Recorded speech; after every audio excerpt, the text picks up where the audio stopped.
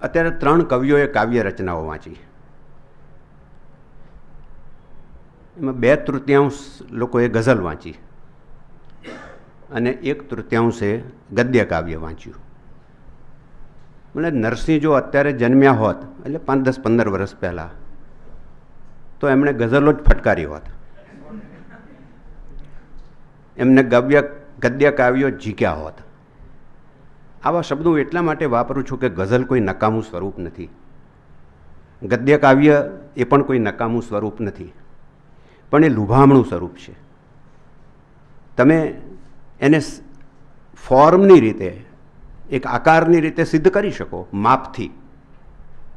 ગદ્ય કાવ્યવાળાને તો એ નિરાંત છે, એમ માને છે એ લોકો કે એમને નિરાંત છે કે અમારે કંઈ લેવા દેવાનું, પણ એમની બહુ જ મોટી જવાબદારી. બોટલેરને જઈને પૂછીએ ફ્રાન્સમાં તો ખબર પડે કે કેટલું અઘરું ગદ્ય કાવ્યનું સ્વરૂપ છે. પણ કોણ જાણે કેમ કોઈ પણ કવિતા ચાહકને, સાચા કવિતા ચાહકને, અત્યારે લખાતી પ્રગટ થતી ગઝલોમાંથી કેટલી ગમતી હશે એવો પ્રશ્ન મને તો થાય જ છે. કારણ કે આ એક એવું લોભામણું રૂપ છે. એટલે મેં આપને કહ્યું ને કે આમાં જો નરસિંહ જન્મ્યો હોત તો એને ફટકારી હોત, પણ બચી ગયો છે એમાંથી એ, કારણ કે એ વખતે ગઝલનું ફોર્મ હતું નહીં. એ વખતે મુખ્યત્વે જે ફોર્મ હતું તે ઉર્મી કાવ્યનું, લિરિક્સ, પછી ગરબી રૂપે આવે, પદ રૂપે આવે, જે રીતે આવે એ રીતે એના જુદા જુદા ફોર્મમાં, પણ ઉર્મી કાવ્ય એ મુખ્ય એ વખતે વાત હતી. નરસિંહે તો ઘણા આવા કાવ્યો રચ્યા છે. 500 વર્ષ પહેલાં તમે વિચાર કરો કે જ્યારે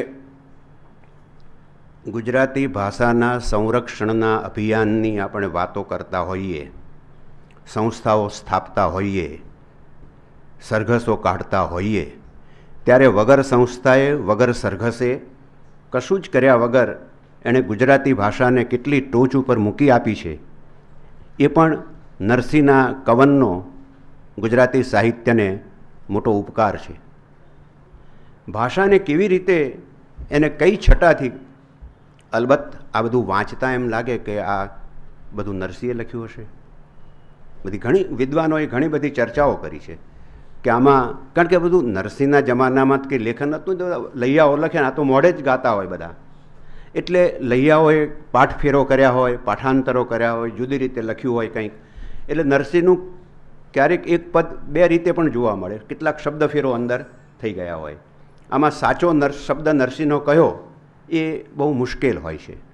પણ આવા ઘણી બધી હસ્તપ્રતો નરસિંહના કાવ્યોની એ જોઈ, તપાસી, ચર્ચા વિચારણા કરી અને શિવલાલ જેસલપુરાએ નરસિંહ મહેતાના કાવ્યો કરીને ગ્રંથ પ્રગટ કર્યો. એમાં બને ત્યાં સુધી શ્રદ્ધેય રચનાઓ આવે એવો આગ્રહ રહ્યો છે. છતાંય એ કોઈ ફાઇનલ વર્ડ તો ન જ કહી શકાય. હજી કંઈ આગળ સંશોધન થાય તો કંઈક બીજું પરિવર્તન પણ આપણને જોવા મળે. આ નરસિંહની કવિતા એ મેં ગયા વખતે કહ્યું હતું કે એક અબુધ આ બ્રાહ્મણનો છોકરો છે. એટલે અબુધ બ્રાહ્મણનો ને બ્રાહ્મણનો અબુધ છોકરો છે, નહીં તો પછી એના બાપને ગાળ પડે. આ બ્રાહ્મણનો એક અબુધ છોકરો છે. ભણવા મૂક્યો તો એ કંઈ બહુ ભણતો કરતો નથી, અને છતાં એનો કવન રસ, સર્જન રસ એવો સરસ છે કે એને કુદરતી રીતે આ બધું સ્ફૂર્યું છે. હવે બધી કથાઓ તો જાત જાતની હોઈ શકે. આજના જમાનામાં જો બાપુઓ હોય જાત જાતના, તો નરસિંહના સમયમાં તો કેમ ન હોય, કદાચ એનો ગુણાત્કાર થાય એટલા હોય, પણ આ તો ખુદ સ્વયં બાપુ થાય એટલો માતબર કવિ છે. એટલે ગુજરાતી કાવ્ય ચાહકોએ તેનો પ્રથમ કવિ એને ગણ્યો છે ગુજરાતીનો. તો એ નરસિંહ જે ભણ્યો ગણ્યો નહીં, અને ખાલી એમ એક એના જીવન વિશેનો એક પ્રસંગ છે કે એ ગોપનાથમાં જતો અને બેસતો ને બસ કંઈ કશું ગમે નહીં એટલે સાંસારિક વસ્તુઓ ગમે નહીં, બાકી તો ઘણું બધું ગમે. આપણને પેલું જ ગમે, બીજું બધું નથી ગમતું. તો એ ગોપનાથમાં જઈને બેસે, આ તે બધી વાતોચીતો, એની વાતોચીતો કરે. કોની સાથે નરસિંહ પૂછવું પડે. પણ એ ગોપનાથના મંદિરમાં જાય, શિવલિંગની પૂજા કરે, અને આ બધું સાચું કે ખોટું એ આ વિજ્ઞાન યુગમાં સાબિત કરવું મુશ્કેલ છે. પણ આ પણ એક કવિતા જેમ માનો ને, કે નરસિંહને શિવે દર્શન આપ્યા.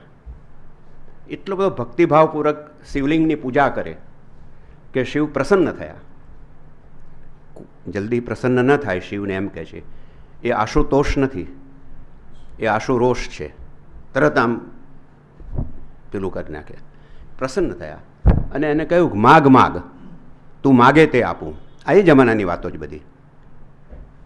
તો કોઈ કરોડ માગે, 2 કરોડ માગે, સારો બંગલો માગે, પ્રિયતમા હોય તો એ પત્ની થાય એવું ઈચ્છે, ગમે તેમ કંઈક આવું માગ્યા કરે આપણે. તો નરસિંહે કહ્યું કે મને એમ કરો ને, કૃષ્ણની રાસલીલાનું દર્શન કરાવો, આ મારે જોઈએ, બીજું કંઈ નહીં. અને એમ કહે છે કે સ્વયં શંકર એ કૃષ્ણની પાસે એને લઈ ગયા કુંજમાં, અને ત્યાં એને રાસલીલાનું દર્શન કરાવ્યું. હવે આ એક કિંવદંતી છે એમ આપણે માની લઈએ તો એક વાંધો નથી આવે એવો, કારણ કે આ એની માનસિક સ્થિતિ છે. ક્યાંક ઉચકીને નરસિંહને લઈ ગયા, એ તો હજી પ્લેન હમણાં જ શોધાયા ત્યારે થયું. એ વખતે ક્યાંથી આને ઉચકીને લઈ જાય? અને આખરે તો શંકર કે વિષ્ણુ કે આ કોનું સર્જન છે? હું તો માનું છું માણસોનું સર્જન છે. માણસોએ જ પોતાની જે ચિત્તવૃત્તિઓ છે અંદરની, એમાંથી આ ઉર્ધ્વ સ્વરૂપો, અને મનુષ્ય જીવન માટે, સૃષ્ટિ જીવન માટે 3 વસ્તુ મહત્વની છે: જન્મ, જન્મનો વ્યવહાર અને જન્મનું ખતમ થવું, મૃત્યુ. એટલે આપણે ત્રિદેવની કલ્પના કરી છે. જો બ્રહ્મા એ સૃષ્ટિનું સર્જન કરે છે, એટલે આપણું સર્જન આવી ગયું ને સૃષ્ટિમાં. તો ઝાડપાનનું આવી ગયું, તમે બેઠા છો ખુરશીનું આવી ગયું. કારણ કે સૂક્ષ્મ રીતે તો આમાં કહે છે ઇલેક્ટ્રોન્સ, જ્યારે એટમના ભાગ કર્યા છે વૈજ્ઞાનિકોએ, ત્યારે ઇલેક્ટ્રોન્સ પણ જીવંત છે, અંદર ફરતા હોય છે. એટલે આમાં સ્થૂળ રૂપે જીવ છે. આ બધી વૈજ્ઞાનિક શોધો છે, કોઈ ગપ્પા આમાં નથી કોઈ મારી શકે તેમ. તો આ બધી વાત બ્રહ્માજીએ આખું સર્જન કર્યું. ઉપનિષદમાં તો છે એકો અહમ બહુશ્યામ. હવે આ કોણ લખવા આવ્યું હતું? આ તો ઋષિઓએ લખ્યું છે. એકો અહમ બહુશ્યામ. પેલા બ્રહ્મ તત્વને, જે એક તત્વરૂપ જ હતો, નિરાકાર છે, એ નિરાકારને એમ થાય છે હવે કંટાળી ગયા. 6:30 કહ્યું તું, 6:30 આ શરૂ કર્યા, કેમ ચાલે આવું? કંટાળી ગયા બિચારા પેલા બેસી બેસીને બ્રહ્મદેવ. એટલે એને થયું કે જો મારે આનંદ લેવો હશે તો મારો વિસ્તાર કરવો પડશે. એટલે આ આપણા ઋષિઓની એક આવી ફિલોસોફી છે કે આ સૃષ્ટિનું સર્જન કેવી રીતે થયું? તો કે બ્રહ્મને એમ લાગ્યું કે હું એકલો છું, એમાંથી મારે આનંદ લેવો છે, માટે આ સૃષ્ટિનું સર્જન. એને એકો અહમ બહુશ્યામ. પછી વિષ્ણુ આવ્યા કે આ સર્જન તો લીધું, પણ પછી એને ટકાવવું પડે ને, એને પાલન પોષવું, આગળ વધારવું. એટલે વિષ્ણુને આપણે એ સ્વરૂપે લઈએ છીએ કે આ બધું સરસ રીતે આગળ ચલાવે છે. પણ જો આગળ ચલાવે તો આપણને 1000 વર્ષની કલ્પના કરો. આપણે જો 1000 વર્ષ જીવીએ તો શું સ્થિતિ થાય? અત્યારે 80 વર્ષમાં વાળ ધોળા થઈ ગયા હોય, વાંકા ચૂંકા થઈ જતા હોઈએ, તો 1000 વર્ષે શું થાય? એટલે કે મનુષ્ય અથવા સૃષ્ટિની નિયતિ જન્મ, જીવન અને મૃત્યુ 3 છે. આ 3 કલ્પનાઓથી આપણે ત્રિદેવની કલ્પના કરેલી છે. ક્રિશ્ચિયાનિટીમાં ટ્રિનિટી છે, ત્યાં જુદા અર્થમાં, જેની આપણે હવે એ ધર્મચર્ચામાં જતા નથી. આ કૃષ્ણને રાસલીલા બતાવી. આ રાસલીલા બતાવી એનો મને તો એવો જ અર્થ લાગે છે કે કૃષ્ણે માનસિક રીતે, શંકરે પ્રગટ થયા, શું થયા કોણ જાણે, પણ પ્રગટ થયા એટલે એના ચિત્તમાં પ્રગટ થયા હોય, અને એને કંઈક આવું એક વિઝન, જેને આપણે અંગ્રેજીમાં કહીએ છીએ, એક વિઝન દેખાયું હોય કે જેમાં કૃષ્ણ રાસલીલા રમે છે. હવે આ રાસલીલા જ્યારે રમાતી હોય છે ને, ત્યારે આપણા કૃષ્ણના જીવનના જે પ્રસંગો છે એમાં રાસલીલા 3 પ્રકારની છે. એક તો કંઈક હજારોની સંખ્યામાં ભેગી થઈ ગઈ આજુબાજુ, 16,000 ને સાહેબ, 108 પાછી. હવે જો કે અમદાવાદમાં તો આટલી સંખ્યા હોય બહેનોની, પણ એ જમાનામાં આખી પૃથ્વીની સંખ્યા આટલી હશે કેમ એ સવાલ હતો. ત્યારે આ મોર પીચ્છધારી 16,108ને લઈને નૃત્ય કરતો, રાસ કરતો. બધું આખું જુદું છે તાત્વિક રીતે, એ અત્યારે ચર્ચવાનો બહુ વિષય નથી. પછી પાછું હવે એને એમ થાય કે આ તો બહુ ઢગલો છે આજુબાજુ, આમાંથી કંઈક પસંદ તો કરીએ. એટલે એને 8ને પસંદ કરી. એટલે આપણે કહીએ અષ્ટપટરાણી. પેલી બધી રાણીઓ હશે, ચાલો ને, આપણે રાજાઓના જમાનામાં હમણાં સુધી જોયું છે કે આનો ટોટો નથી. તો આ તો રાજાનોય રાજા હતો, પછી 1,000, 16,000 જે રાખ્યું હોય રાખે ભાઈ. પણ બધી 8 એને પસંદ કરી, અષ્ટપટરાણી. આગળ બધું ફિલોસોફિકલ છે આખું આ બધું. ત્યાં અષ્ટનો અર્થ જુદો છે. 8 સંખ્યા તો ખરી, પણ શેની? બધા રૂપકો છે આ તો. પછી એને થયું કે 8 તો બરાબર છે, પણ હજી જો મારે સંયત રહેવું હશે, એક જ જોઈએ. અને પછી એક પટરાણી પસંદ કરી, એ છે રાધા. એટલે જો આજે આપણે રાધા કૃષ્ણનું નામ લઈએ છીએ, રાધાને પહેલી મૂકીએ છીએ. આ રાધાનું પાત્ર ભાગવતમાંથી શરૂ થયું છે, એ પહેલાં ન હતું. કોઈ રાધા તમને પુરાણમાં ક્યાંય જોવા નહીં મળે. ભાગવત પુરાણથી રાધાનું પાત્ર શરૂ થાય છે, અને એક સર્જન છે એ. મેં એકવાર કહ્યું હતું કે બનારસની અંદર એક સંત પુરુષ થઈ ગયા. આ ગોપીનાથ કવિરાજ એમનું નામ, બહુ જાણીતા છે. આપણે તો મિત્રોને કદાચ ખ્યાલ ન હોય, પણ ફિલોસોફીમાં એમાં બહુ જાણીતું એમનું પ્રદાન છે ગોપીનાથ કવિરાજ. એમને આ વસ્તુને સરસ બતાવી છે. આ હું નરસિંહ વિશે બોલી રહ્યો છું, નરસિંહની કવિતા વિશે બોલી રહ્યો છું, નરસિંહની ભક્તિ કવિતા વિશે બોલી રહ્યો છું, નરસિંહની ભક્તિ શૃંગાર કવિતા વિશે બોલી રહ્યો છું. એટલે આપને એમ ના થાય કે હું શેની વાત કરી રહ્યો છું. પણ આ ગોપીનાથ કવિરાજે આ આખી વસ્તુને સમજાવી છે કે આ 16,108 આ બધું શું. એમને કહ્યું કે એક કુંજલીલા છે. જો ત્યાં આપણા કુંજલીલા શબ્દ વપરાય છે. કુંજ એટલે ખૂબ મોટી ઝાડીઓથી સ્થળ ઢંકાયેલું હોય અને અંદર શાંતિથી બધા ફરી શકતા હોય, એને કુંજ કહીએ છીએ આપણે. તો આ કુંજલીલા છે. એટલે 16,108 ફરી શકે એટલી જગ્યા તો જોઈએ ને મોટી, એટલે કુંજલીલા છે. પછી એને ઓછું કર્યું કે આ તો બહુ જવા દો, થોડાને પસંદ કરી લઈએ. એટલે એક અષ્ટપટરાણી પસંદ કરી મેં આપને કહ્યું. તો એની જોડે નૃત્ય તો કરવાનું જ છે. આ તો માણસ જ નૃત્યનો મૂવો છે. એના પગ થંભતા નથી. કોણ જાણે શું ખાઈ પીને આવ્યો છે આ કૃષ્ણ. તો આ 8 જોડે નૃત્ય કરવાની. તો ગોપીરાજ કવિરાજે એમને ધકેલી દીધા. ક્યાં? નિકુંજમાં. કુંજમાંથી નિકુંજ. નિકુંજ એટલે થોડુંક અંતિરિયર, જરા વધારે. પછી વધારે બહુ બેસી ન શકે અંદર, પેસી પણ ન શકે. એટલે પેલી અષ્ટપટરાણીઓ સાથે નિકુંજ લીલા કરી. થાક્યો. પછી એમ કે હવે આપણે રાધાને તો બરાબર રાખવી જોઈએ. એટલે ગોપીરાજ કવિરાજ કહે છે કે કૃષ્ણ અને રાધાનો રાસ એ નિભૃત નિકુંજ લીલા છે. છેક ઇન્ટિરિયર, જ્યાં બે સિવાય ત્રીજું કોઈ નથી. આ બધા રૂપકો છે. હવે આ નરસિંહે આ બધું વાંચ્યું, વિચાર્યું, કંઈ ખબર નથી. પણ આનંદ શંકર ધ્રુવ, આપણા મોટા વિદ્વાન, ઘણાઓને એવો ખ્યાલ હોય છે કે વિદ્વત્તા અને રસિકતાને બહુ મેળ ન હોય. એવું નથી. એ રસિકતાને સંયમિત કરીને નિવૃત્ત નિકુંજમાં લઈ જતો હોય છે વિદ્વાન. એ કુંજમાં નથી રહેતો. એટલે કાવ્ય તત્વ વિચાર નામનો એમનો ગ્રંથ છે, આનંદ શંકર ધ્રુવનો. એમાં એમને નરસિંહ વિશે થોડી વાત કરેલી છે.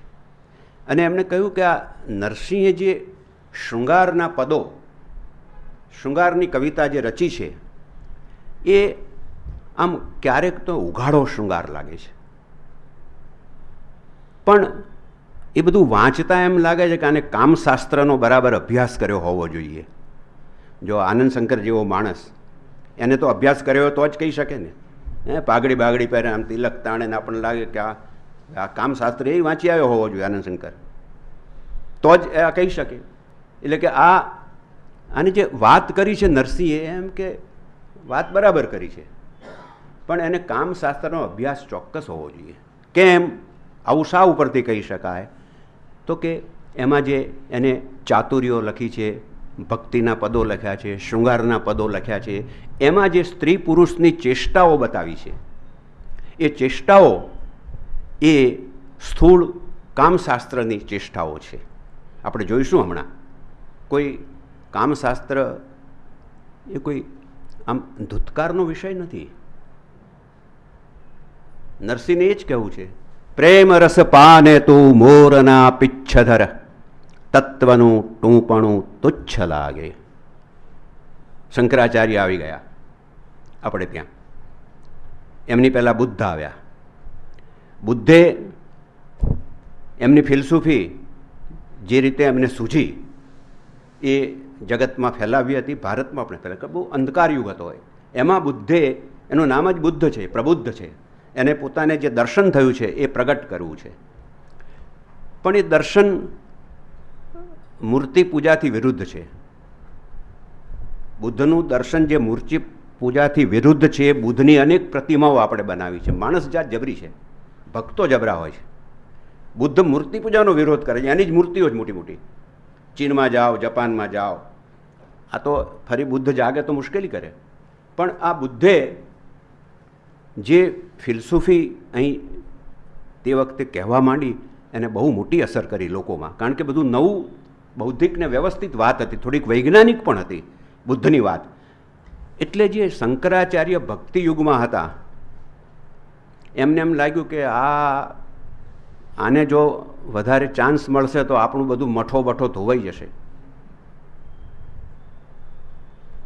એ મઠો સ્થાપ્યા છે કારણ કે લોકો જો બધી શ્રદ્ધામાંથી જતા રહે તો આ મઠનું કોઈ અસ્તિત્વ નહીં રહે. વાંધો નહીં, ન રહેતો. પણ શંકરાચાર્યને પછી એમ થયું, એ વખતના હું આદ્ય શંકરાચાર્યની વાત કરું, એમને એમ થયું કે તો પછી આપણું અસ્તિત્વ ક્યાંથી રહેશે? હમણાં મેં કહ્યું ને કે બાપુઓ બધા કરે છે, આ શંકરાચાર્ય બાપુ છે. એમણે આ બુદ્ધને અહીંથી હાંકી કાઢ્યો. સાહેબ, આ દેશનો આવો એક મહાન સપૂત બુદ્ધ, કેટલો મોટો એ વિચારક છે અને વૈજ્ઞાનિક વિચારક છે. બુદ્ધું નથી એ માણસ જે રાજપાટ છોડીને જીવન શું છે એ સમજવા માટે નીકળ્યો છે અને એને જે સમજાયું છે તે લોકો સમક્ષ મૂક્યું છે. એ બુદ્ધને આપણે ચીનમાં અને જાપાનમાં ધકેલી મૂક્યો. અહીંયા આગળ એનું કોઈ અસ્તિત્વ આપણે રાખ્યું નહીં. અને એની જવાબદારી મહામહિમ શંકરાચાર્યની છે. જગન મિથ્યા ખલુ બ્રહ્મ. આ જગન મિથ્યા ખલુ બ્રહ્મ કહેનારે ડૂબકી મારીને પહેલાં ડૂબી જવું જોઈએ કે નહીં? જો જગન મિથ્યા હોય તો જીવવું શા માટે આગળ? એક ક્ષણે મિથ્યાત્વનો જે ક્ષણે તમને ખ્યાલ આવી ગયો નીકળી જવાનું પછી. પણ શંકરાચાર્ય મૂર્ખ તો નથી. સાચા શંકરાચાર્ય તો ભજ ગોવિંદમના શંકરાચાર્ય છે. ભજ ગોવિંદમ મૂઢ મતે. ભક્તિ છે આખી. પણ પેલું તો એક પોલિટિકલ હતું, રિલિજિયસ પોલિટિક્સ.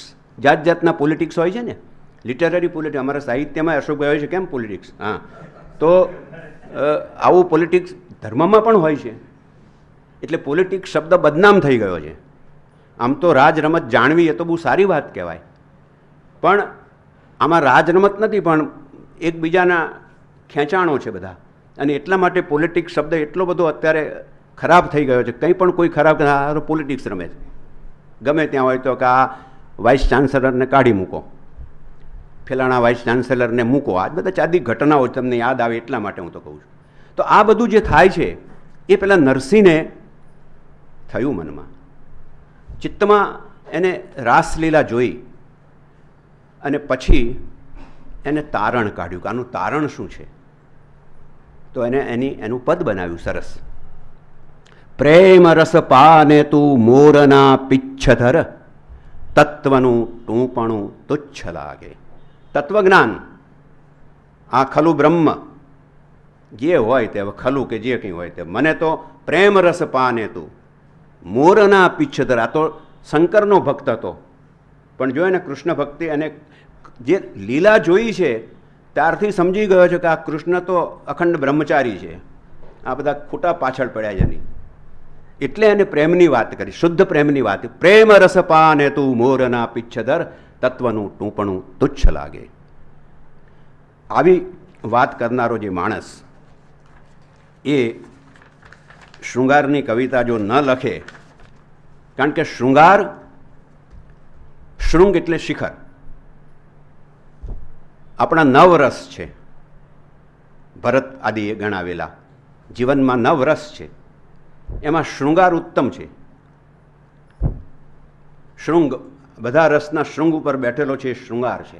મનુષ્ય માત્ર અને સૃષ્ટિ માત્રનું અસ્તિત્વ આ શૃંગારને કારણે છે, અને એટલા માટે શૃંગાર એવો શબ્દ આ રસને માટે વપરાયો છે. પણ પછી આ શૃંગારનું જ્યારે ઉર્ધ્વીકરણ થાય છે, એટલે એ ઇરોટિક રહેતો નથી, એ સ્થૂળ રહેતો નથી, એ દૈહિક રહેતો નથી, અને છતાં શૃંગાર રહે છે, ત્યારે એ ઇરોટિક નથી, ત્યારે સબ્લાઇમ લવ બને છે, જે ડિવાઇન કોમેડીમાં ડેન્ટીએ પ્રગટ કર્યો છે. આજે સબ્લિમિટી પ્રેમની, ત્યાં સુધી પ્રેમનો વિકાસ થયો છે. પણ લોકોને આ સબ્લિમિટી સમજાય નહીં તો કરવું શું? એટલે નરસિંહ જેવાને પણ પછી સ્થૂળ શૃંગારનો આશ્રય લેવો પડ્યો છે. આપણી દયારામ આવ્યા, એ તો બહુ છેલ્છબીલો કવિ છે એમ બધા કહે છે, બહુ દૂર નથી, હમણાંનો જ થયો છે.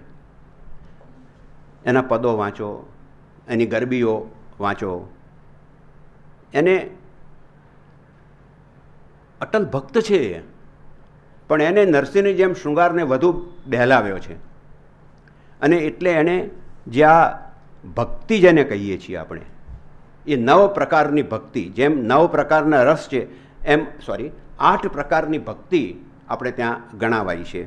આ 8 પ્રકારની ભક્તિમાં શ્રવણ, સાંભળવું, કથા સાંભળવા બધા બેઠા હોય છે ને, પણ સાંભળે તો સારી વાત છે, એટલે શ્રવણ, કીર્તન, પછી જે કંઈ સાંભળ્યું એનું કીર્તન કરવાનું, પછી સ્મરણ, જો આમ ઊંચું જતું જાય છે, પછી પાદ સેવન, જેના પ્રત્યે તમે જે નરસિંહે કર્યું એ પાદ સેવન કર્યું લિંગનું, પછી પાદ સેવન, પછી અર્ચન. આ બધી ક્રિયાઓ આવી હવે કે આ જેને તમે ઉત્તમ કર્યું એને અર્ચન કરો. પછી વંદન, અર્ચન કર્યા પછી વંદન. જો આપણે ત્યાં અત્યારે આ પ્રથા છે જ, આમ કંઈ ચોખા ચડે, આમ કંઈ પછી આમ પગે લાગીએ, આ ભક્તિના પ્રકારોમાં આવે છે.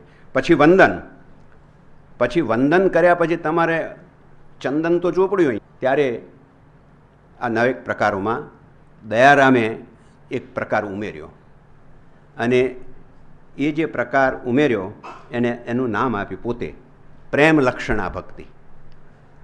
ભક્તિ તો છે જ, પણ એનું કેન્દ્ર પ્રેમ છે. નરસિંહમાં આપણને આ એની ચરમ સીમા એની પ્રેમ લક્ષણા ભક્તિમાં જોવા મળે છે. એટલે નરસિંહ ભક્ત છે, પણ ભક્ત છે એટલે સ્થૂળ પ્રેમમાં કે સ્થૂળ શૃંગારમાં નથી માનતો. પણ એને જો પોતે જે રાસલીલા જોઈ અને હરિદર્શન કર્યું ત્યાં સુધી જો પ્રજાને લઈ જવી હોય તો કૂદકો મારીને તો હિમાલયના શિખર ઉપર પહોંચાય નહીં ને, ધીમે ધીમે કેડી ચડવી પડે ને, મુશ્કેલીઓ. એટલે એને આ સાંસારિક કેડી કંડારી પ્રેમની, અને એના દ્વારા તમે દિવ્ય પ્રેમ સુધી, સબ્લાઇમ લવ સુધી તમે પહોંચી શકો છો. ઇરોટિક લવ છે એ કોઈ ધુતકારવાની વસ્તુ નથી હોતી. જો શંકર જેવાને ધ્રુજારી દેતો હોય કામદેવ, આમ ચિત્તભ્રમ થઈ જાય શંકરને, અને માટે પછી પેલું ત્રીજું નેત્ર ખોલે. અરે આવો કોઈ માણસ ગમે? કોઈ 3 આંખ, જો કલ્પના કરો લો, આપણી દીકરી હોય ને કોઈ 3 આંખવાળો માણસ આજ પરણાવી આપણે, આ શું છે? એટલું બધું સરસ આ વસ્તુઓ છે, અને આપણે જો સમજીએ તો એની મજા આવે. આ ત્રિનેત્ર એ જ્ઞાન નેત્ર છે, અને જ્ઞાન એ જે કંઈ બધું ખોટું છે એને ખલાસ ખતમ કરી નાખે છે. એટલે પેલો કામદેવ આવે છે ત્યારે કૃષ્ણ થોડાક વિગલિત થાય છે, પણ પછી આ તો ખોટું કહેવાય મારે માટે, એટલે પેલું ત્રીજું નેત્ર ખુલે છે. અને પછી ભવભૂતે લખ્યું ભસ્માવશેષમ મદનમ ચકાર. શું સંસ્કૃત ભાષા છે, કેટલી લ્યુસિડ છે આ પ્રવાહિતા. ભસ્માવશેષમ મદનમ ચકાર. અને પછી શંકરે પેલા મદન એટલે કામદેવને ભસ્માવશેષ કરી નાખ્યો, બાળી મૂક્યો. પણ એને વિચાર ના કરે કોઈ રતિનું શું, એની પત્ની, એ રતિ વિલાપ પછી મોટું કાવ્ય રચાયું છે. આ બધામાં આપણે જવાની જરૂર નથી, પણ આ ભૂમિકા છે નરસિંહ માટે, એની ભક્તિ અને એની શૃંગાર. તો આ ભક્તિ શૃંગારની કવિતા કે શૃંગાર ભક્તિની કવિતા, એનો અર્થ એટલો છે કે એ શૃંગાર એને માટે સાધન છે અને ભક્તિ એ એને માટે સાધ્ય છે. એ શૃંગારના માર્ગે ભક્તિ સુધી પહોંચવા માંગે. જેમ વૈરાગ્ય એ પણ માર્ગ છે, ખોટો માર્ગ નથી હું કહેતો, એ પણ એક માર્ગ છે, પણ એ બહુ કપરો છે. શૃંગારનો માર્ગ સરળ છે થોડો, અને એના દ્વારા જો તમે ઉત્તમ શિખર સુધી પહોંચી શકતા હો તો શું ખોટું. અને એટલા માટે નરસિંહે બીજા એક પદમાં આ જ પ્રેમને, આ શૃંગારને મૂકી આપ્યો. જે કોઈ પ્રેમ અંશ અવતરે, જે કોઈ, જો એનીબડી, એની ભાષા તો જુઓ, જે કોઈ પ્રેમ અંશ અવતરે, પ્રેમ રસ એના ઉરમાં ઠરે.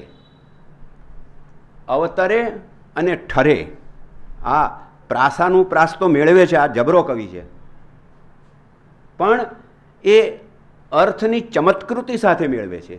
જે કોઈ પ્રેમ અંશ અવતરે, કોઈ પણ માણસ જગતનો એક પણ, એ જો પ્રેમમાં સાચો હોય તો પ્રેમ રસ શૃંગાર એના ઉરમાં ઠરે.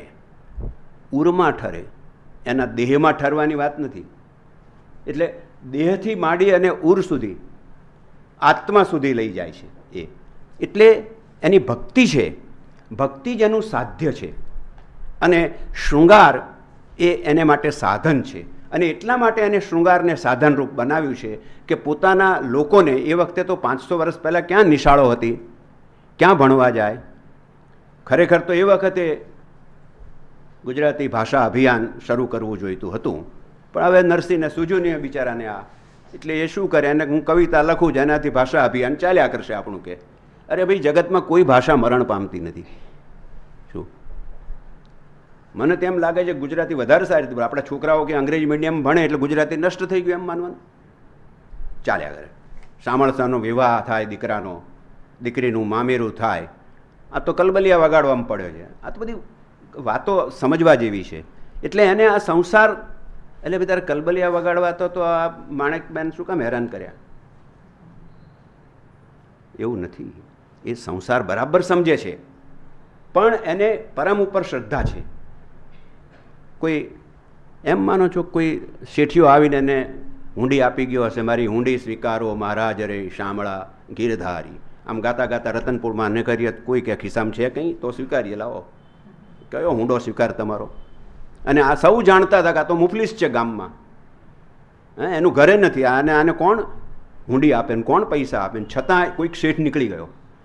પછી આ તો કલ્પના, એમ કે શામળિયો હતો એ, એમ કે પછી આ એક વેપારીના રૂપે બહાર આવ્યો અને એને હુંડી આપી દીધી. અરે કોક એવા ગામમાં એવા પણ હોય ને દયાળુ માણસ, કે આવા કોકને જોઈને થાય કે લાવો આને બિચારાને આપણે મદદ કરીએ. આ બધું આપણે રૂપકાત્મક રીતે સમજતાની સ્થૂળ રીતે જઈએ છીએ ને, એટલે ધર્મનું પતન થાય છે. બધી સ્થૂળતામાં આપણે સરી જઈએ છીએ. આ બધા રૂપકો છે, દૃષ્ટાંતો છે, એને જો આલંકારિક રીતે સમજીએ તો એનો સાચો અર્થ પામી શકીએ. અને એટલે નરસિંહની જે શૃંગાર કવિતા છે એ ભક્તિમૂલક શૃંગાર છે. એટલે નરસિંહને બદનામ કરવાની જરૂર નથી. થોડા દાખલા હું આપની પાસે મૂકું એટલે આપને ખ્યાલ આવે. મહાવન જય કરો ક્રીડા નિકુંજ લીલા. મહાવન જય કરો ક્રીડા નાથ સાથે નેહ ધરી. જો ક્રીડા, રમત, ક્રીડાનો અર્થમાં હજી પછી આવશે, આમાં પથારી પણ આવે છે, આગળ આપણે જોઈશું. નાથ સાથે કરો ક્રીડા, નાથ સાથે નેહ ધરી. નાથ એટલે આપણે સ્વામીનાથ એમ કહીએ છીએ ને. હવે અબડાવ આવું ના કે ભીસ આપે, એ તો ક્યાંથી નાથ કરે, અમે નાથ છીએ કંઈ, અમે તમારે નથાયા નથી. હવે આખું બહેનોનું કેટલું મોટું આગળ ઝુંબેશ ચાલે છે. એટલે નરસિંહને તો કાઢી મૂકા, પંક્તિ રદ કરો, આવું ના ચાલે નરસિંહનું. હા, પણ આ તો નરસિંહ જુદો છે. આમાં જે નારી છે એ પોતે છે. ઈશ્કે મિજાજી અને ઈશ્કે હકીકી, આ પર્શિયનમાં બે ભાગ છે. પ્રેમ મૂળમાં છે. ઈશ્કે મિજાજી એ ભૌતિક પ્રેમ છે, અને ઈશ્કે હકીકી એ પ્રભુ પ્રેમ છે. એ એનાથી ઊંચો છે. પણ ત્યાં જવા માટે આ રસ્તે જવું પડે. એમાં કંઈ બધાએ બાવા બની જવાની જરૂર નથી. તો આ બહુ ચિંતા મનમોહનને કે આ કોઈને રહે નહીં ને. જો બધા આવું થઈ જાય તો આરામથી બધું ચાલ્યા કરે. આપણું કંઈ ઓછા છે, ક્યાંથી આ સસ્તું અનાજ આપવાની આ કરવું ને તે કરવું, જરૂર જ નથી. બધાને જોઈથી વધારે મળી જાય છે. પણ આ તો નથી ભાઈ. નાથ સાથે નેહ ધરી શ્રી નંદન તારે કાજે વૈકુંઠ આવ્યા પરહરી. ક્યાંથી આ તારે પ્રેમ કેટલો, ગોપીને કહે છે, તારો પ્રેમ કેટલો પેલો હતો કે વૈકુંઠથી એ પ્રેમપૂર્વક અહીંયા તને મળવા માટે આવ્યો છે. શિવ રોષ વિરંચી સુરપતિ સૌધરે જેહનું ધ્યાન. આ બધા જ માં ઉત્તમ કૃષ્ણ છે. એમ કહેવાનો મતલબ આ છે કે આ બધા જ એનું ધ્યાન ધરે છે. નિગમ નેતિ નેતિ ભાખે સદા. નિગમ બધા ઉપનિષદો, વેદ પછીના બધે આવ્યા તે શ્રુતિ સ્મૃતિ, આ બધા નેતિ નેતિ, નથી નથી, આવું નથી, આવું નથી, આવું એમ નેતિ નેતિ. જો એટલે આને વાંચ્યું હશે, આ નેતિ શબ્દ ક્યાંથી આને આવડી જાય. એટલે જે આનંદ શંકરે કલ્પના કરી છે ને એ બરાબર થોડી લાગે છે. નિગમ નેતિ નેતિ ભાખે સદા તે યશ તારે ભગવાન. એ યશ તો તારો છે ભગવાન. ત્યાં જ બધાના નેતિ નેતિ શીખવ્યું છે. એટલે આ સુધાર બધાને નીતિમાંથી હવે અસ્થિ ઉપર લાવ, નીતિ ઉપરથી જવા દે. જેને મળવા મુનિ મોટા તપ કરે બહુ શ્રમ. મુનિઓ પણ જેને સિદ્ધ કરવા માટે શ્રમ કરતા હોય છે. નિમેષ સપના માન પેખે તે તું પામી પુરુષોત્તમ. આટલા મોટા ગુરુઓને સપનામાં પેલો જોવા ન મળે એને તું એક ઘડીવારમાં રાધાને કહે છે તું પામી ગઈ છે આ પુરુષોત્તમ. આ પુરુષોત્તમને તું પામી ગઈ છે. આ શૃંગાર છે. શૃંગાર દ્વારા તું પરમનો અનુભવ કરી શકે છે. પણ પછી તો મેં આપને કહ્યું તેમ આવશે. એક ચાતુરીમાં બધી ચાતુરીઓ સળંગ આખી તો વાંચતો નથી, ક્યાંક ક્યાંક જરૂર જણાવી પંક્તિઓ વાંચું. એક ચાતુરીમાં આવી પંક્તિ છે: હરખ મનમાં ધરો ઘણો મર્દન કર્યું તેણી વાર.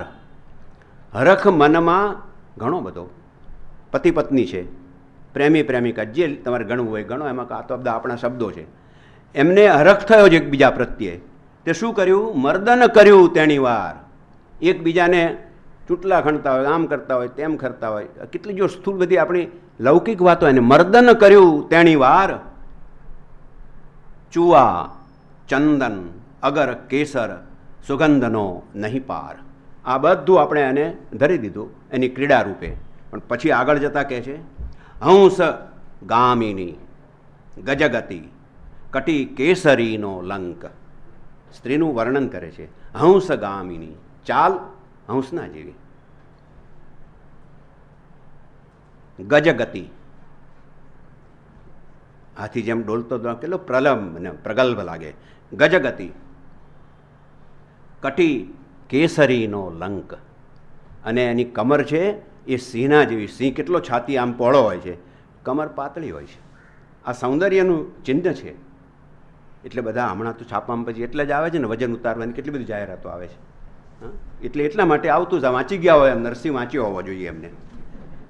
હંસ ગામિની ગજગતિ કટી કેસરીનો લંક ઉર અંબુજ ફળ ઓપતા. ઉર એટલે સ્તન છે અહીંયા. ઉરનો એક અર્થ, સૂક્ષ્મ અર્થ હૃદય થાય છે અંદર. આ તો ઉર અંબુજ ફળ.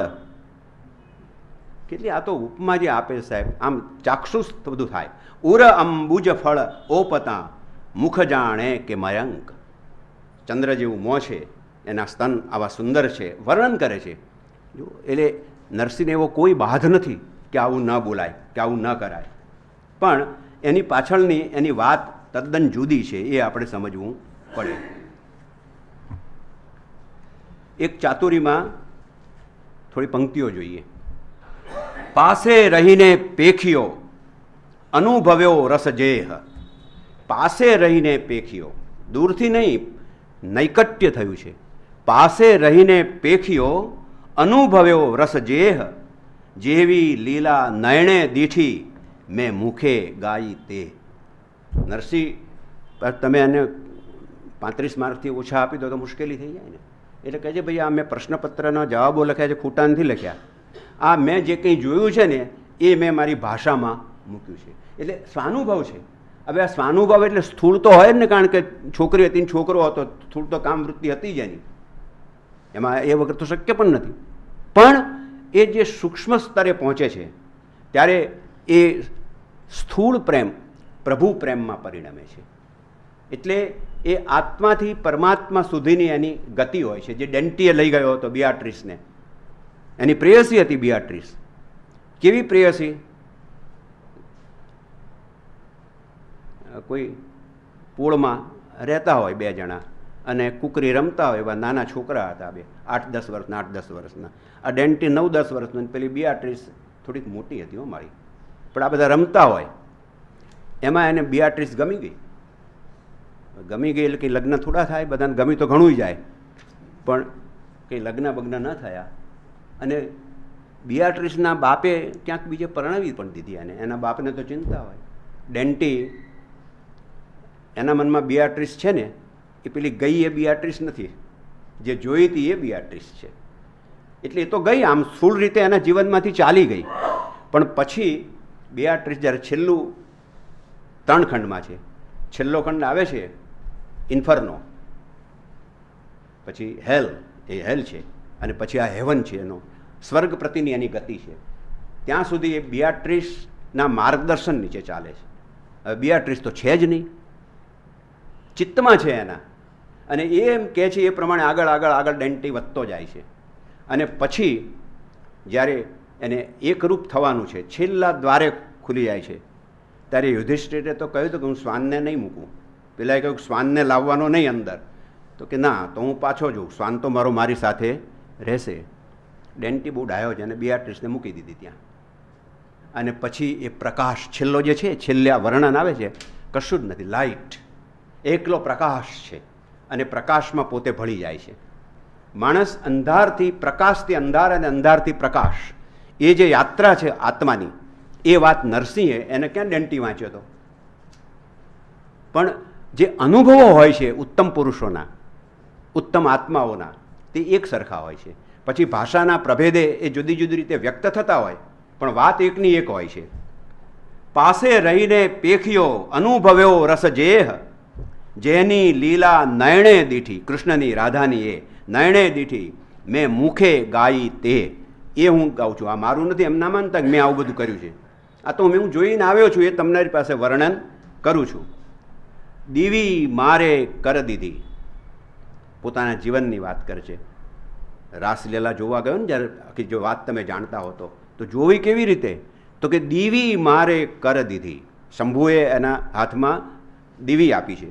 દીવી મારે કર દીધી, નરસૈયા નિધ તું જોય. અને પછી કહ્યું કે હે નરસૈ, જો બરાબર, હવે તને દેખાશે, જોય. વિલાસ ગોકુલનાથનો ભૂતલ ગાજે સોય. વિલાસ ગોકુલનાથનો, આ ગોકુલનાથ એટલે કૃષ્ણ, એનો જે વિલાસ, જો એને શબ્દ પાડજો ને, વિલાસીની નામ પણ હોય છે. આ વિલાસ એટલે એની ક્રીડાઓ બધી, આ જોઈને હું તો ધન્ય થઈ ગયો કે. પણ પછી એ ત્યાં આગળ એની પરિસમાપ્તિ નથી. ધન્ય થઈ જવાનું તો હવે આવે છે કે જ્યારે આ બધું છોડી દીધું, આ મેં જોયું, અને ત્યારે મને એમ થયું કે હો, આ તો કંઈક જુદી જ વ્યક્તિ છે. જે અર્જુનને થયું કૃષ્ણને જોઈને. બીજી રચના પણ જોઈએ, એના નેત્ર કટાક્ષના પદ છે. તો પછી નામ પાછળથી બધા આપેલા છે. નેત્ર કટાક્ષ, આંખ મીચામણા. ઘણી જાહેરાતોમાં આપણે જોતા ટીવી ઉપર આવતા હોય છે આવા. પણ એ નરસિંહ જુદો છે ને આ નરસિંહ જુદો છે. એક પદ જો એનું, સમીરે સાંજની સાન કરંતા, નયણે નિંદ્રા ન આવી રે. સાંજ પડી ગઈ છે, રાહ જોવાય છે, કોઈ આવતું નથી, એટલે નિદ્રા નથી આવતી, આખી રાત નિદ્રા ન આવી રે. વાટડી જોઈ જોઈ વિવળ વળુંધી, ઘેર એકલડો સૂતી રે. શું થાય એમ કે એની રાહ જોઈ છે, પણ બેડ પાર્ટનર નથી. લાઈફ પાર્ટનર હોય ને, આમ બેડ પાર્ટનરે હોય. હવે તો બધું સુધારાના શબ્દો આવે. હવે તો પાછો એવો શબ્દ વપરાય છે ને કંઈક લાઈફ મેમ્બર નહીં પણ કંઈ એવો શબ્દો વપરાય છે બધા.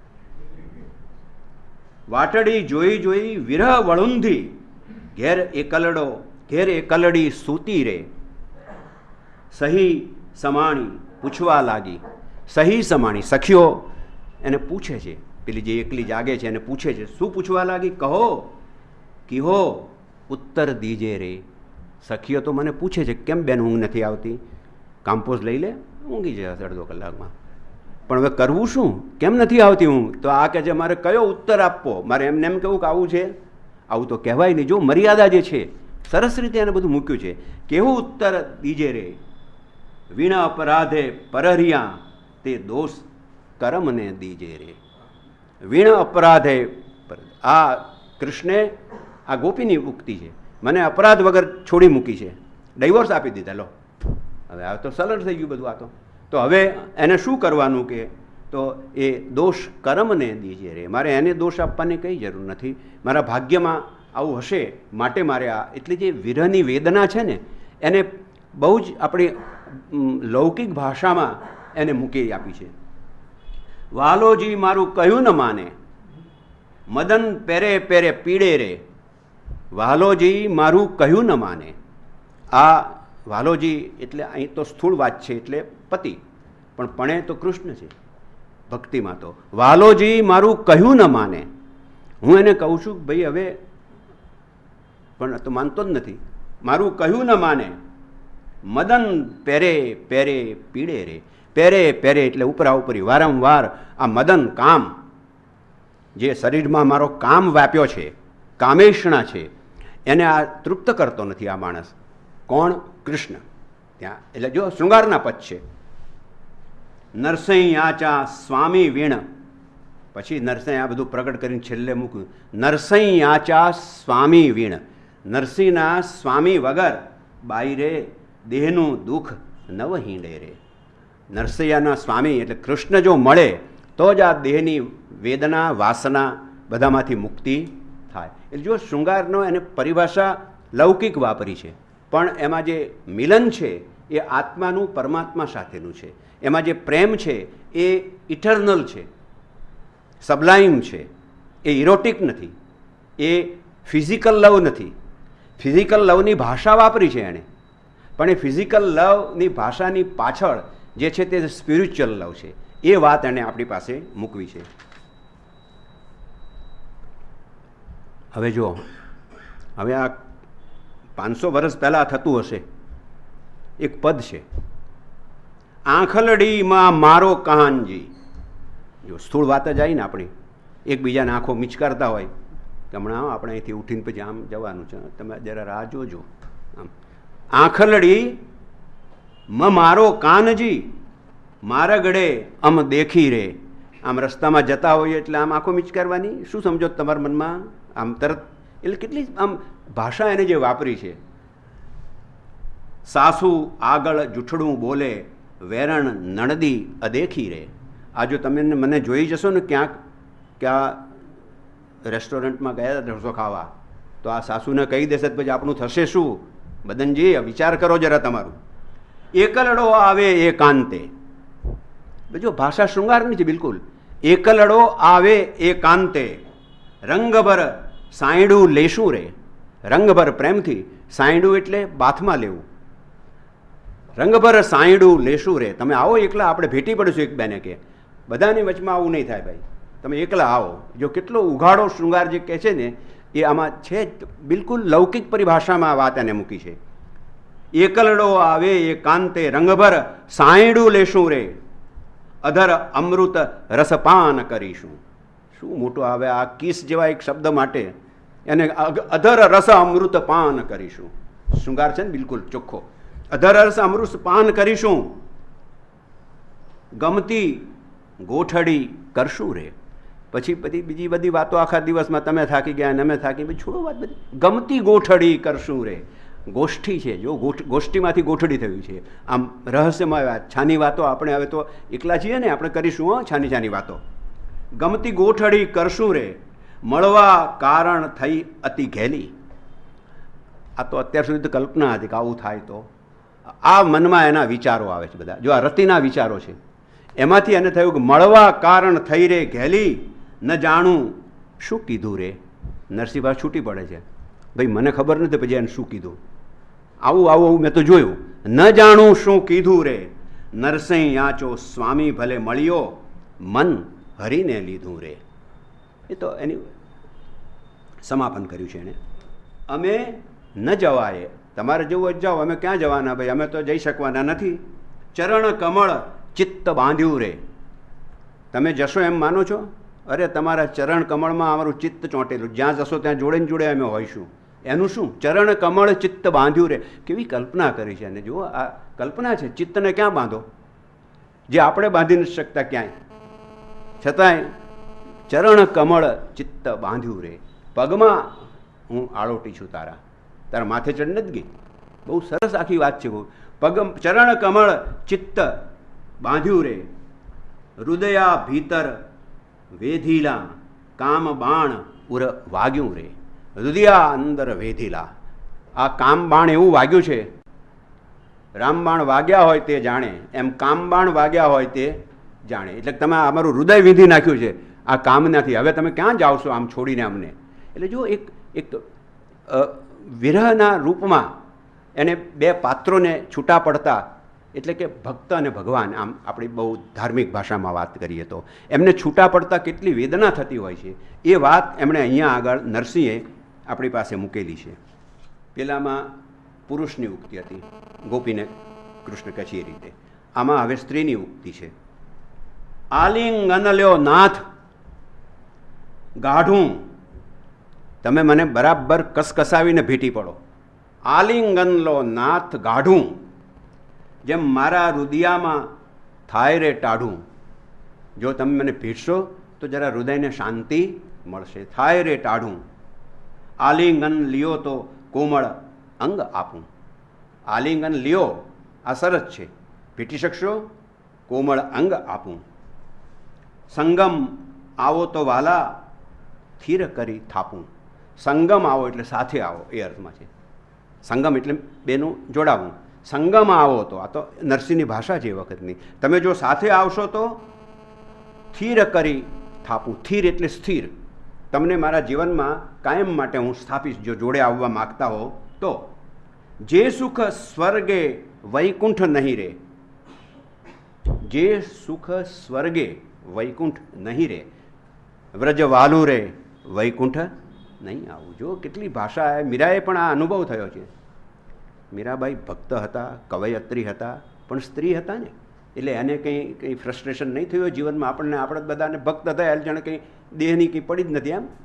અરે રાણો બાણો નહીં પસંદ હોય, અને કોઈ કાણો પરિસ્થિતિ હોય, અને પછી આનું થઈ શક્યું ન હોય રાજમાં, બે જણનો મેળ ખાધો ન હોય, એટલે પછી એ સીધો અધ્યાત્મ તરફ ચાલ્યા ગયા હોય.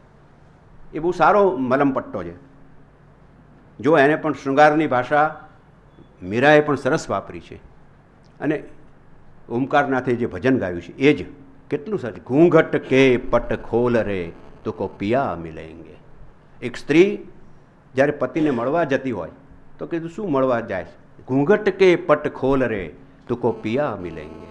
આ ઘૂંઘટનો પટ એ સંસારી માયા છે. તો આ સંસારની માયા તું આવરણ થઈ ગયું તારા ઉપર, એ તું કાઢી નાખ તો તુકો પિયા મિલેંગે. તો તને કૃષ્ણ મળશે, તો તને પ્રભુ. એ બધાએ શૃંગારની ભાષાનો ઉપયોગ કર્યો. દયારામે તો કર્યો જ છે, સવાલ જ નથી. શ્યામ રંગ સમીપે ન જાઉં, આજે સખી શ્યામ રંગ સમીપે ન જાઉં. એટલો બધો તિરસ્કાર થઈ ગયો. જવું જ છે માળાને, પણ બોલે જાઉં શ્યામ રંગ સમીપે ન જાઉં. આપણે દયારામની વાત કરશું ત્યારે વાત. જે સુખ સ્વર્ગ વૈકુંઠે નહીં રે તે આલિંગન લેતા. સ્વર્ગ અને વૈકુંઠમાં પણ જે સુખ મળતું નથી એ હે પ્રિયા તારા આલિંગનમાંથી મને મળે છે. નરસિંહ યાચા સ્વામીને મળવા નીત ઉઠો વન જાતા. વન જાતા, બધું છોડવાની જરૂર નથી વનમાં. વન જાતા અટકો જરા, નરસિંહના સ્વામીને જુઓ, આલિંગન લો તો જીવન તમારું સુધરશે કંઈક. બહુ સરસ રીતે શૃંગારની પરિભાષામાં એને વાત મૂકી છે. એક પદ છે એમાં જો પ્રણયની ગાઢ અનુભૂતિ છે નરસિંહની. આજ નિશાએ નાથ મળ્યો મુજ પામી સુખ અપાર રે. આજ નિશાએ નાથ મળ્યો, રાતે મળ્યો છે. એટલે જો કામ ક્રીડાની વાત છે ચોખ્ખી, શબ્દો વાપર્યા વગર. આજ નિશાએ નાથ મળ્યો મુજ, મારો નાથ. એટલે નાથ એટલે કંઈ ત્યાં કોઈ એનો કોન્ટ્રોલર છે એવું નથી. એ જમાનામાં તો બધા સરખા હતા, તોય સ્ત્રીની એક ભક્તિ હતી. એને ગુલામી સમજવાની કોઈ જરૂર નથી. એની એક ભક્તિ છે, પ્રપત્તિ છે એની સાથેની. એટલે કહે છે કે આજ નિશાએ નાથ મળ્યો મુજ પામી સુખ અપાર રે. અમશિર વેણી ગૂંથી ગોવિંદે. આવો છે બોલો, વેણી ગૂંથવા બેસી ગયું ત્યાં એની. અમશિર વેણી ગૂંથી ગોવિંદે કંઠે આરોપ્યો હાર રે. જાતે પાછો હાર પહેરાવ્યો, કારણ પાત્રને તૈયાર તો કરવું પડે ને, મેકઅપ બેકઅપ કરીને બધું. આ તો સ્ટુડિયો છે, નરસિંહનો સ્ટુડિયો જ કવિતા. એ મારું જબરું બધું અંદર તૈયાર કરે છે. અમશિર વેણી ગૂંથી ગોવિંદે કંઠે આરોપ્યો હાર રે. મૃગ મદ કેરી ઢીલી કીધી. મૃગ મદ કટી ઢીલી કીધી. મૃગ મદ, આમ જાણે હાથીને બહુ પેલાને પણ મદ હોય છે. એ મદ છે જે આમ અક્કડ ચાલવાનો, એને કટી ઢીલી કીધી. સહેજ કટી ઢીલી કીધી. પીધા અમૃત સાર રે. આ કે નરસિંહ એટલો તો ગાંડો નથી જ કે કુચમર્દન કર્યું એમ કે. પીધા અમૃત સાર રે. મનગમતા આલિંગન લીધા. જીવન જુગદાધાર રે. મનગમતા આલિંગન લીધા. પેલી તો એને પ્રપત્તિ છે, એને શરણે ગઈ છે. એટલે કહે છે કે મનગમતા આલિંગન લીધા. જીવન જુગદાધાર રે. આ જીવનને અને જગતને, આ જીવનરૂપી જગતને અથવા જગતરૂપી આ જીવનને જેને આધાર આપ્યો છે તે આ છે.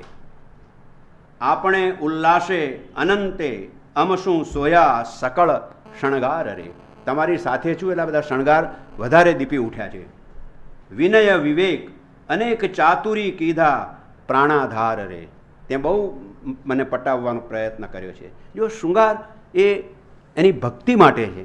શૃંગાર એ શૃંગારી કવિ નથી, પણ શૃંગાર એ એની રીતિ છે. ભક્તિને પ્રગટ કરવા માટેની એની રીતિ શૃંગારની છે. કારણ કે એ દ્વારા એ સામાન્ય જન સુધી એની જે ગૂઢ વાત છે એ પેલા દૃષ્ટાંતોથી સામાન્ય જન સુધી પહોંચી શકે. ઉરવર કુમકડો ફરે રે, મારો નાહોલિયો હરખે રે. ઉરવર, ઉરવર એટલે અંદરનો, શરીરથી વળેલો નહીં, હાર્ટ, હૃદયથી વરેલો. તો શું આ માણસ શબ્દો કેવા વાપરે! જે વખતે આપણે ગુજરાતી કરીએ તો ક્યાં આ બલિષ્ઠ ગુજરાતી. લો ઉરવર, આ ઓછી વાત છે. ઉરવર કુમકડો ફરે રે, મારો નાહોલિયો હરખે રે. કૂચફળ મારા સુંદર દિશે. કૂચફળ સ્તનની વાત કરે છે. કૂચફળ મારા સુંદર દિશે. ગોપી કહે છે સુંદર દિશે. નયણા ભરી ભરી નિરખે રે. જો એટલે આજે કામેચ્છા અને કેટલી આમ કોઈ તમને આ વાંચે તો કોઈ એમ નહીં લાગે ખરાબ છે. એટલી સરસ રીતે સુભગ રીતે નયણા, એની આંખો પેલીના સ્તનને નયણા ભરી ભરી નિરખે રે. જોઈ જ રહે તાકી તાકીને. એટલે ભાઈ બસમાં તારું સ્ટેન્ડ આવી ગયું, તારે ઉતરવાનું આવશે, હવે તું ક્યાં સુધી આમ જોયા કરીશ. નયણા ભરી ભરી તાકે રે. ચોકી બંધ મોતી શિર મારે, નીલવટ ટીલડી ઝળકે રે. એના શણગાર છે બધા. નીલવટ ટીલડી ઝળકે રે. પછેડો પહેર્યો છે. ગોફણડે ઘૂઘરડી ઘમકે. ફરે છે ગોફરડે, એમાં એના ઝાંઝરનો ઝણકાર થાય છે. પાલવે નેપુર ખળકે રે. સકળ શણગાર સોહે શ્યામાને. આ જે વર્ણન કર્યું પછી આ બધા શણગાર પેલી શ્યામાને શોભે છે. ગોપી ગોવિંદને ગમતી રે. આવી બરાબર તૈયાર થઈને આવી છે સ્ટુડિયોમાંથી, એટલે આ ગોવિંદને ગોપી ગમી ગઈ છે, ગમતી રે. નરસિંહ યાચા સ્વામીને સંગે આફણીએ રંગ રમતી રે. આફણીએ એટલે એની ગરજે. આ નરસિંહના સ્વામી સાથે આ દરેક ભક્ત એ ગોપી છે. આ પ્રેમલક્ષણા ભક્તિ છે. આપણે ત્યાં જે ઈશ્કે હકીકી અને ઈશ્કે મિજાજી જે છે એ તો છે જ, પણ બે રીતે ભક્તિ થાય છે. એક ભક્ત એ પોતે પુરુષ છે અને ભગવાન એ પ્રિયતમા છે. આ એક ભક્તિનો પ્રકાર છે. બીજામાં ભક્ત એ ગોપી છે અને પેલો પુરુષ છે. આ બે રીતે ભક્તિ. નરસિંહે આ બંને રૂપોને પોતપોતાની રીતે પોતાના કાવ્યોમાં મૂક્યા છે. આજની રાતના રંગ સખી, બધી વાત પૂરી થઈ ગયા પછીનું આ વર્ણન છે. સખીને કહે છે, આજની રાતના રંગ સખી શા કહું, સમ્મુખ શામળે સાંઈ લીધું. સાંઈ એટલે બાથમાં લીધી. આ સન્મુખ આવી ગયો સાંભળ્યો અને મને એને બતભરી છે. ભોગ ભાવે કરી ભોગવ્યો શ્રીહરિ. ભોગ ભાવે, જાણે ભોગની આ વસ્તુ હોય, રાજભોગ ધરીએ છીએ ને, પછી ખાય તો બીજા બધા. ભોગ ભાવે ભરી ભોગવ્યો શ્રીહરિ, પ્રેમ શું ચુંબન ગાલે દીધું. જો આ ચુંબન આવે, આ 500 વર્ષ પહેલાં આવું કંઈ બોલાય, પણ આ તો નિર્ભીક છે, બોલી ગયો. પ્રેમ શું ચુંબન ગાલે દીધું, ઠામે ઠામે તે ડંક દિશે ઘણા. જતાં જતાં ક્યાંક ક્યાં ડંકા મારતો જ જાય. ડંક એટલે ત્યાં ડંખ છે, નખક્ષત, દંતક્ષત, આ બધું કામશાસ્ત્રમાં આવતું હોય છે. ઠામે ઠામે તે ડંખ દિશે ઘણા. શરીરમાં કેટલીય જગ્યાએ મારા બચકા ભર્યા છે. આવો તો પ્રેમ હોય એમ કહે છે. દિશે ઘણા પ્રેમની વાત તે પીવું શું કીધી. શું પીવું એમ કે તે પ્રેમની શી વાત મને કરી છે. સુરત સંગ્રામમાં ન્યૂન રાખી નહીં. સુરત સંગ્રામ, જો સંગ્રામ લડાઈ, અરે પણ આ તો લડાઈ સુરત સંગ્રામ, કામ ક્રીડા. જો કામ ક્રીડા માટે કેવો શબ્દ એને વાપર્યો. સુરત સંગ્રામમાં ન્યૂન રાખી નહીં, કંઈ બાકી રાખ્યું નથી. એવી તે મારી સાથે કામ ચેષ્ટા કરી છે.